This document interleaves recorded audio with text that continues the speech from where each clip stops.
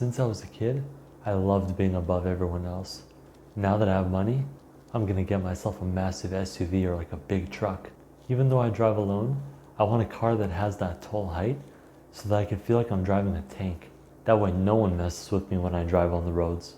I want to intimidate all the little cars with my giant car, feel like the whole road is mine. Every turn needs to make people feel my presence. My giant truck needs to have tires at least the height of a smart car. I only exit the car when I'm in my garage, that way people don't see how short I am.